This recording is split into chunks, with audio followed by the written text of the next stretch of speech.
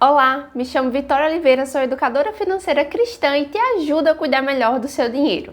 No vídeo de hoje vamos nos aprofundar no versículo que está em 1 Coríntios capítulo 7, versículo 23, onde diz o seguinte: por preço fostes comprado, não vos torneis escravos de homens. Antes da gente entrar no assunto, já te peço para se inscrever se ainda não é inscrito e é novo por aqui. Curte o vídeo se estiver gostando e compartilha com um amigo para aprender cada vez mais sobre finanças à luz da Bíblia. Eu quero mostrar para vocês, a princípio, como esse versículo está diretamente relacionado à nossa vida financeira, como gerimos o nosso dinheiro. Por quê?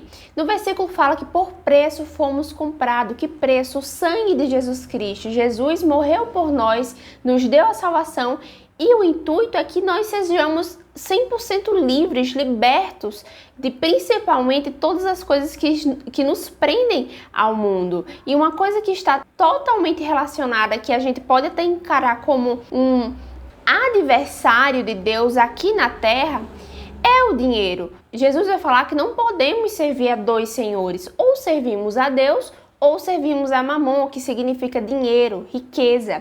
No versículo, Paulo vai estar falando que já que a gente foi comprado, já que o intuito de Cristo foi cumprido e Ele quer trazer essa liberdade para nós, a gente não deve se sujeitar a ser escravo de homens. Como assim escravo de homens?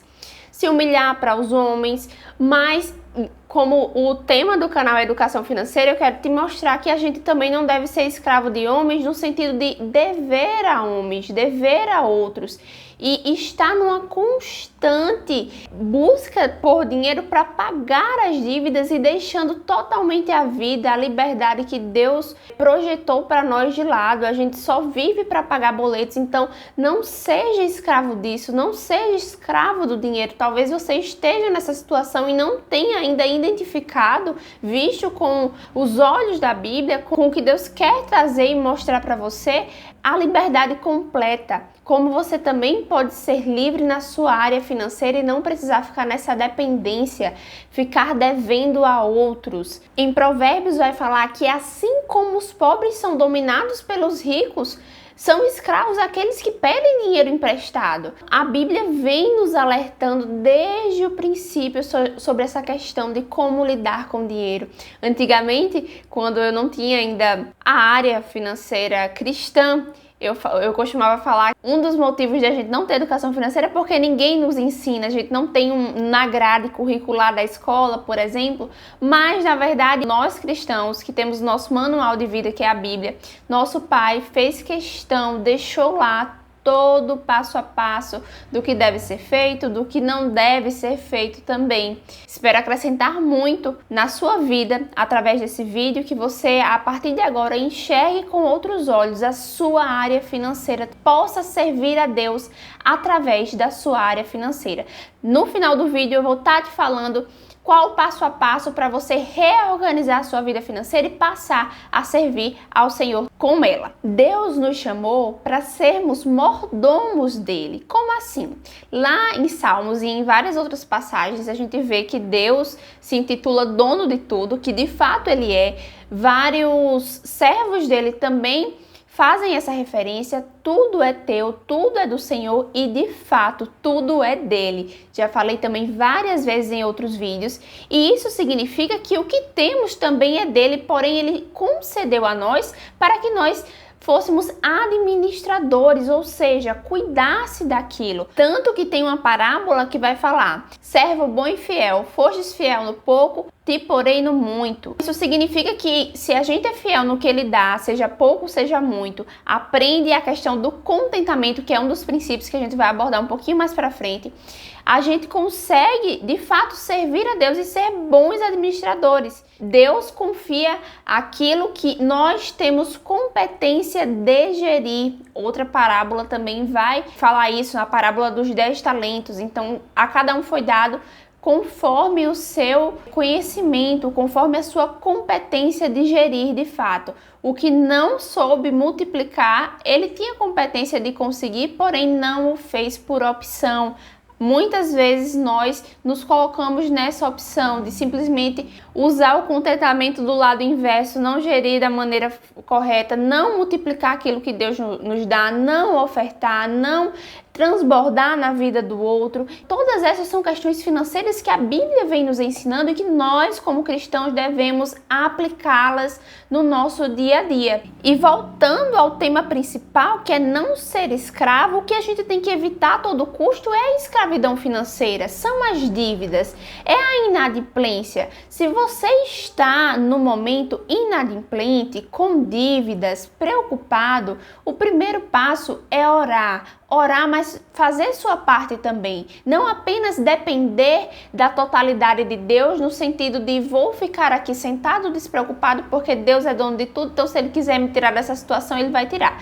De fato, Ele move tudo para lhe ajudar, só que você, meu irmão e minha irmã, tem que fazer a sua parte, não pode ficar estagnado, tem que agir, tem que gerir o que Deus colocou na sua mão, todas as bênçãos que Ele te deu. Passar a ser mais grato, reconhecer que tudo que você tem, você é mais que rico, porque você não era merecedor disso.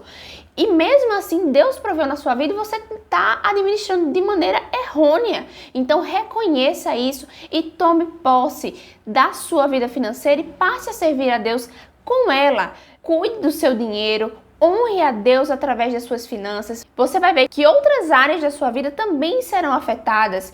Se você não sabe, mais de 50% dos relacionamentos terminam por causa de má gestão financeira, inclusive no meio cristão. Então está mais que na hora de nós cristãos nos unirmos e cuidarmos das nossas finanças e honrar a Deus também através dessa área tão importante em nossas vidas. E o primeiro passo de tudo, de fato, é orar, é entregar a sua vida a Deus, é entregar seus bens a Deus, entregar tudo a Ele, reconhecer que Ele é o dono de tudo e que você está ali no papel de administrador. Após isso, faça um orçamento, veja o que está errado, veja onde que você está gastando mais que deve. Às vezes é o seu salário que não está dando ali para suprir de fato as suas necessidades do mês. Peça a Deus uma orientação para fazer uma nova fonte de renda, peça ajuda da sua família, converse, principalmente se você for casado, for casada, tiver filhos, é muito importante que a família esteja ciente de tudo que está acontecendo. Evite ter um padrão de vida maior do que o que você pode, viva abaixo do padrão de vida que Deus permitiu que você tenha. Use parte do seu dinheiro para montar uma reserva de emergência. Lembre-se, um dos principais fundamentos é você devolver a parte de Deus, é você ofertar, é você transbordar na vida de outros. Se você está com dívida no momento, liste todas elas, veja qual é a sua prioridade, qual que você não pode deixar de pagar.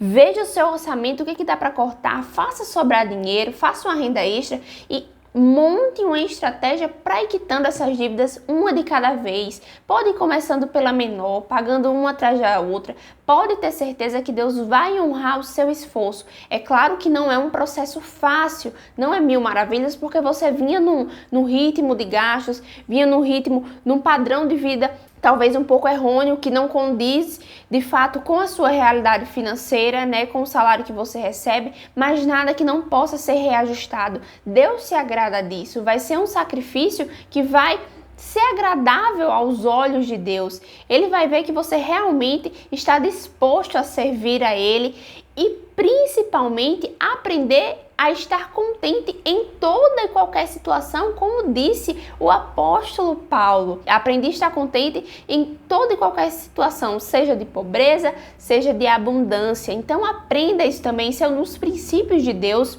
um dos princípios divinos para que a gente aplique na nossa vida financeira. Além disso, a gente vai trabalhando outra questão extremamente importante, que é você não depender do dinheiro. Você olha a sua situação, tá uma situação feia, mas você não depende da sua situação, você depende do dono de tudo, do dono de todo o ouro e de toda a prata. Ele vai dar meios para você sair dessa situação, desde que você trabalhe, desde que você peça a Ele orientação e que você busque ajuda, busque conhecimento. Se você se sente incapaz de momento, se você acha que não tem conhecimento suficiente, leia livros. Uma sugestão é o capítulo chamado O Dinheiro, do livro Teologia no Dia a Dia. É um capítulo muito bom, muito voltado, obviamente, para a questão das finanças, que é muito enriquecedor.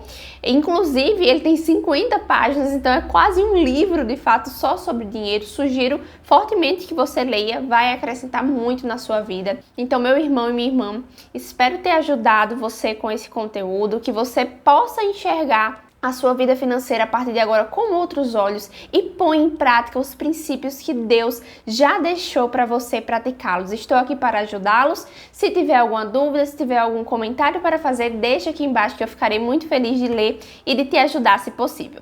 Até o próximo vídeo.